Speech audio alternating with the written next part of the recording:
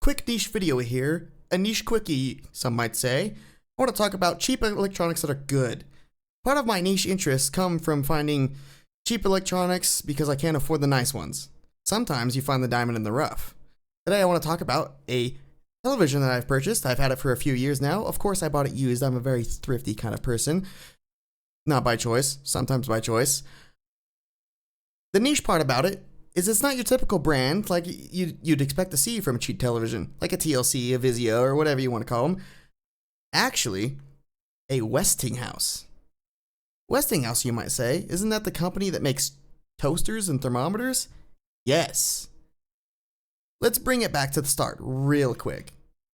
Founded in 1886 by the original Westinghouse Electric Corporation, was an industrial giant that pioneered Americans' electrical infrastructure, and basically built its legacy by winning what they call the current war. Think of it like the Blu-ray versus HD DVD wars of the mid-2000s. Spoilers, Sony won, Blu-ray dominates. Basically, they said, screw you, Thomas Edison, we're establishing alternating current, the type of power that goes to your plugs in your house. Yeah, that kind of power. This is the company that was like designing nuclear reactors. Some kind of big boy stuff. Anyways, they got really big. They made a credit division. The financial hardships, catastrophic multi-billion-dollar real estate loan defaults. I've heard this plenty of times before. So basically they had to cut their arms off. They bought CBS Television Network in 1995 for $5.4 billion. They liquidated their historic engineering assets, renamed the CBS Corporation in 97. They sold the industrial part of the non-nuclear power division was sold to a German company, Siemens AG or whatever. And then the commercial nuclear reactor stuff was into a separate standalone entity known as Westinghouse Electric Company. Still exists. So, okay, how do we get to televisions and toasters from here? Well, eventually, right, through CBS, because, it became CBS, then to Viacom, and then to Paramount Global, and then into standalone Westinghouse Electric Corporation, which licenses their brand, many brands do this, you probably noticed, to other manufacturers to slap their brand name on other manufacturers' goods. Exactly what leads me to my television. It is literally, it's Chinesium. It comes from China. But here's the crazy part. This TV that I bought pre-owned, I bought it used for $100. For a 4K HDR10 television, it's a 50-inch. Insane. And I'm like, you might be saying, well, yeah, you bought it pre-owned. Of course it's going to be cheap. Brand new, they're $300. Still an incredibly affordable TV. And now the newer ones, you can even get them in QLEDs for $150 more, $350. 50-inch QLED TV. And unlike some of my previous TVs, being Samsungs and older LGs, those are the big name brands. You think they would be fast and responsive.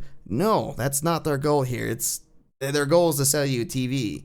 Meanwhile, Chinese branded Westinghouse comes in here at me with a TV that's running Roku software, obviously. You gotta save the most money here by having ads on your home screen, which is fine. Well, debatable. But regardless, you got to admit, the Roku interface runs smoothly. This TV is fast, responsive, and quite frankly, has been reliable and looks incredible. Just look.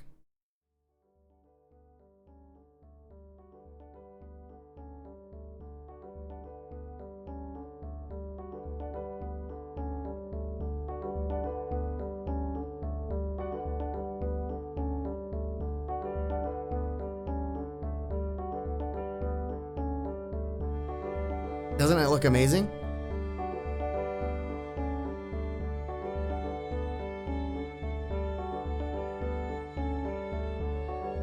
I just had to make a video on this because I was expecting some sort of Temu grade product here.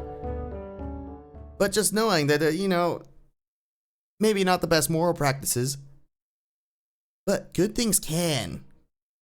Good products can actually come from overseas that are just massive scale of production. It's honestly kind of goated. I would recommend this TV any day of the week. I am not like, this is one of the gold mines you find. This is your diamond in the rough. It's not my first rodeo finding the diamond in the rough. Usually it does end up a little bit worse than this. Big VR craze when the first Quest came out, and you had the Oculus and the first HTC, the Valve, whatever Valve was doing, and VR headsets. No, I didn't have money for that. I found secondhand, the Samsung HMD, the Windows mixed reality. In some aspects, it had better resolution, it refresh rate or whatever, field of view, and you didn't have to have pods set up in your room. On paper, better than a lot of the competition. In reality, it was for Windows, and we all know how Windows is. Wasn't very good. This TV though, goated.